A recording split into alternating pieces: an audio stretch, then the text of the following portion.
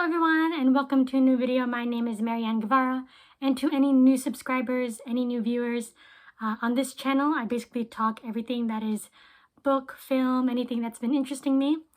And today I'm going to show you my Criterion haul. Barnes & Noble has had their 50% off Criterion collection sale. I think it's still ongoing. It will end at the end of July, I believe. But I'm just going to show you the 5 films that I picked up during this sale. One thing of note, some people in the Criterion fan community might think me a heathen for, is that I get the DVDs. Now, I'm just going to explain myself for a little bit. I get the DVDs mainly because of several reasons. One, they're cheaper. Two, I just find them a bit more versatile, in the sense that you can play a DVD in a Blu-ray player and a DVD player in my laptop, several various places you can play a DVD, while when you have a Blu-ray disc, you can only play it on a Blu-ray player. I know the valid reasons as to why Blu-ray is why Blu-ray can be considered as better, but yeah, I just prefer DVD. Another thing of note is that growing up watching with the screen this close to me has not only led to me become nearsighted, but it has sort of conditioned me to have to watch my films like really close. I actually prefer to watch my films on my laptop. I know that can make some cringe when they hear that, but I just really like that sort of intimacy with my films. Like I feel more intimate with the film rather than just sitting on a couch with like a full, home theater set. Like, that's just not me. I'm different with the way I view my films and everything. And besides, Criterion, and it's high quality, even if it's a DVD. So yeah, that's just my huge excuse or explanation. And to be fair, honestly, if I'm getting DVDs, that just means more Blu-rays for everyone. So you're welcome. So anyway, enough chatter. We'll just get on to the haul. So the first film I have to show you, and the first one I picked up, is Spine Number 11, and that is Ingmar Bergman's The Seventh Seal, featuring Max von Sydow. And yeah, this one I've already watched before, but I really loved, so I wanted to own a physical copy of it. So for those who are unfamiliar with the story, Max von Sydow plays a knight called Antonius Block, who has returned from the Crusades. He has returned to a Sweden that is ravaged by the Black Plague, or the Black Death. And the Crusades have left him a very disillusioned man. He has doubts about God, about the afterlife, and he discovers that once he has returned to Sweden, he is confronted by death. And he challenges death to a game of chess. Should he win, death will let him go. Should he lose, death will claim him. And this is just one huge film that sort of deals with that existential crisis about, doubt, our place in the world, what will await us when death claims us, that sort of thing. But I also really like how it also has like little themes of what good can we do in the world while we still have our time here, and that sort of thing. I also really love the ending to this film. It's nothing like mind-blowing or, major, but it always stuck with me for some reason. So yeah, I really wanted to own The Seventh Seal by Ingmar Bergman. The next Criterion you would have already seen me talk about in length, and that is Spine Number 470. That is Wise Blood, directed by John Huston, based on the Flannery O'Connor novel, and came out in 1979. I have an entire video talking about this film and its book adaptation. I'll link it down below, so I won't go in depth or anything. But this follows a young man named Hazel Motes who has just returned from the war. He has returned to a home that has been abandoned, and he decides to kind of trek out on his own, where he discovers a interesting group of characters, particularly a blind preacher named Asa Hawks and his daughter Sabbath Lily. And in a bid to sort of like prove his cynicism, Hazel Motes decides to also become a street preacher, but sort of blaspheming one who's preaching the church without Christ. And then he also comes across a young boy named Enoch Emery who has something that he calls Wise Blood. So yeah, this is a, I guess I would describe it as an American black comedy. It's a funny film, very funny film. And Brad Dourif plays the main character, Hazel Motes. I adore him here in Wise Blood. He's amazing. I have no words. I love Brad Dourif here, and it's kind of gotten me on a Brad Dourif kick. So yeah, that's Wise Blood. I was surprised because I didn't know this was part of the Criterion collection, and I didn't think my Barnes & Noble would have it. So yeah, that's Wise Blood. The next one is a newer release. It just came out this month in July, and this was one that I was sort of hunting for, and that is Spy Number 1084. That is Mirror, directed by Andrei Tarkovsky. I got this solely on the recommendation of another YouTuber, Sam from Film Blogger Sam. I'll link his channel down below. I'll also link the video that convinced me to get this film.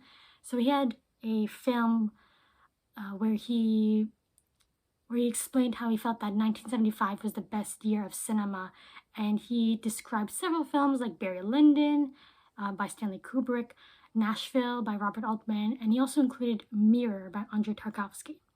Now, Tarkovsky is like one of those big names in cinema that you hear, like Fellini, Bergman. I have watched Tarkovsky before. I have seen Stalker, and I really enjoyed that. I do remember having a brief but acute existential crisis after finishing Stalker. So yeah, I'd recommend it. But yeah, Stalker was really enjoyable, and I wanted to check out more of his works. And Sam talked about Mirror, and I was interested. And then I found out that Criterion was releasing this edition, so I decided I'm gonna pick it up. I'm gonna check it out. The thing is, what really shocked me the most when I got this is that the runtime is only 106 minutes. Tarkovsky has this notorious reputation of having very long films. I don't remember exactly how long Stalker was, but it was long. I think it was nearly 3 hours or something like that. I'm not entirely sure. I don't remember. I even remember watching, Criterion Closet Pick videos. I think it was Flying Lotus who called Tarkovsky the nap master. Another person even said that they end up falling asleep in Tarkovsky and like waking up in the middle of it. Anyway, I mean, he's regarded as a master, but people, they acknowledge that his films are very long, and they are. When I watched Stalker, it was long, and a lot of scenes were drawn out, and everything, but still enjoyable. He's truly a master of the craft, and yeah, I do want to check Mirror out. The only thing I know about it is that it's very unconventional with its narrative structure. It says here on the back, it's Tarkovsky's sublime reflection on 20th century Russian history is as much a poem composed in images or a hypnagogic hallucination as it is a work of cinema. So it's going to have some surreal imagery and editing, so I'll check it out. So yeah, that's Mirror. Next, we have Spy Number 977, and that is David Lynch's Blue Velvet. Now, a little story time. I remember during one of the Criterion sales, Blue Velvet was being released, and I read the back, and I initially wanted to get it because the premise sounds right up my alley. We're following a young man who is walking through a lot, and he discovers a severed human ear. That immediately piqued my interest, and the more he tries to investigate on where this ear came from, who it belongs to, he kind of gets sucked into this dark world that kind of was like living under the surface of his more idyllic one. So that sounded like right up my alley, but I don't know what happened. I don't know if it was something I read on YouTube or if it was on Instagram. I ended up getting convinced not to get it until recently, and that's all because of Wise Blood. As I mentioned, I became a little obsessed with Brad Dourif, and I was scrolling through his IMDb, like his body of work, and it's a lot, by the way, because Brad Dourif is amazing. But anyway, I noticed that he was in Blue Velvet. He played a character named Raymond, so I went on YouTube, clicked in Blue Velvet Raymond, and I watched the entire scene of Jeffrey, Kyle MacLachlan's character. He's being taken by Frank Booth, and they're brought to Ben's place. So that entire scene. And I sat there in sort of stunned silence because I was feeling so many emotions. I felt like I was laughing at some points, but I also felt very awkward and then scared. I felt terrified. Like all three of these emotions were like just rushing in me during this one scene, and it left me numb for a bit. And then when I finished it, I was like, I need to watch Blue Velvet. So here we are, picked up Blue Velvet. So yeah, looking forward to this one. This came out in 1986, by the way, so maybe I won't watch this soon. It is like 2 hours. Maybe I'll wait a bit. But yeah, looking forward to Blue Velvet. This will be my second David Lynch. Is this a proper, second David Lynch? I don't know, but I'm very interested. And lastly, we have Spine number 770, and that is Dressed to Kill, directed by Brian De Palma. Came out in 1980. I've never watched Brian De Palma. That's basically why I picked this up. I just wanted to watch a Brian De Palma film. And yes, that does include Carrie. I've never seen the original Carrie. I did see that remake with Chloe Grace Moretz. Didn't really care for it.